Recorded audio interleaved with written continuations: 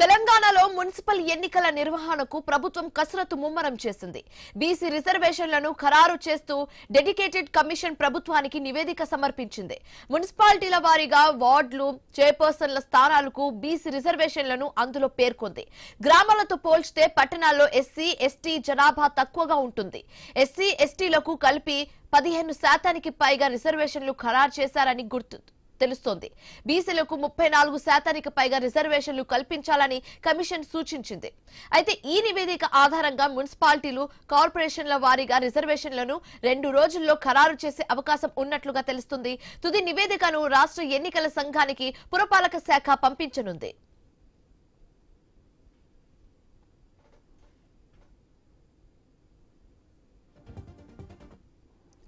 రాష్ట్రంలో 117 మున్సిపాలిటీలు, 6 కార్పొరేషన్లు ఎన్నికలు నిర్వహించబోతున్నారు. మొత్తం 52,44,993 మంది ఓటర్లు ఉన్నారని రాష్ట్ర ఎన్నికల సంఘం వెల్లడించింది.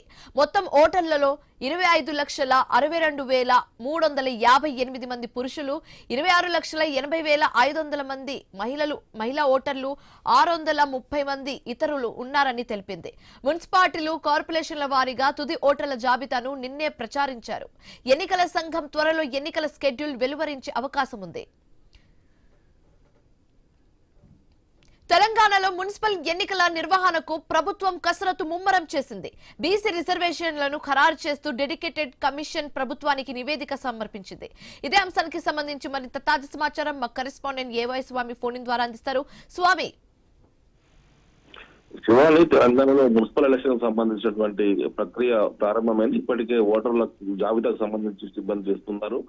మరోవైపు ఇటు మిగతా మున్సిపాలిటీలకు సంబంధించినటువంటి రిజర్వేషన్ల ఖరారులో ఒకవైపు ఎస్సీ, ఎస్టీ రిజర్వేషన్లకు, బీసీ రిజర్వేషన్లకు ఏ జనాభా లెక్కలు తీసుకోవాలనేది కూడా వాళ్ళంతా ఆలోచిస్తున్నారు. ఇందులో 2011 జనాభా లెక్కలు సెన్సెస్ తీసుకోవాలి. మళ్ళీ లేకపోతే బీసీ రిజర్వేషన్కి వచ్చేసరికి ఇటీవల రాష్ట్ర ప్రభుత్వం కంప్లీట్ చేసినటువంటి డెడికేటెడ్ కమిషన్ తో చేసినటువంటి కులగణన సర్వే తీసుకోవాలని చెప్పేసి కూడా ఆలోచిస్తున్నారు. తెలంగాణలో బీసీలకు మున్సిపాలిటీలకు వచ్చేసరికి రిజర్వేషన్లు పెరుగుతాయని చెప్పేసి ప్రభుత్వం భావిస్తూ ఉంది.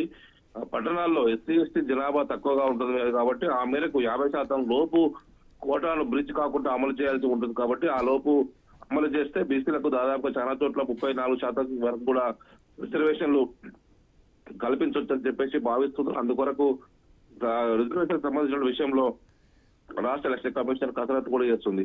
తెలంగాణలో ఉన్నటువంటి 117 మున్సిపాలిటీలు, 6 కార్పొరేషన్లు. 117లో ఒకటి ఇటీవల నల్గొండ మున్సిపాలిటీని కాస్త కార్పొరేషన్ గా మార్చారు. ఇప్పుడు 116 మున్సిపాలిటీలు అయితే 7 కార్పొరేషన్లు అవుతాయి. ఇది సంబంధించి ఇప్పటికే 52 లక్షల ఓటర్లకు సంబంధించినటువంటి వివరాలను ఇప్పటికే ఎన్నికల సంఘం తీసుకుంది.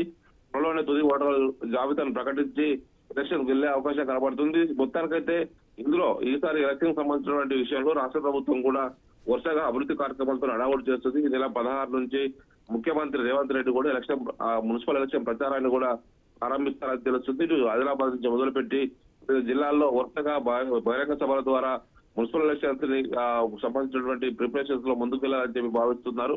ఇందులో భాగంగానే ఇప్పటికే ఎలక్షన్ కమిషన్ కూడా వివిధ రాజకీయ పక్షాలతో ఇటీవలనే ఒక మీటింగ్ కూడా నిర్వహించింది. ఆ తర్వాత ఇది సంబంధించిన నోటిఫికేషన్ ఈ నెల 3వ వారంలో వస్తుందని చెప్పి అంతా భావిస్తున్నారు. Right, thank you Swamy.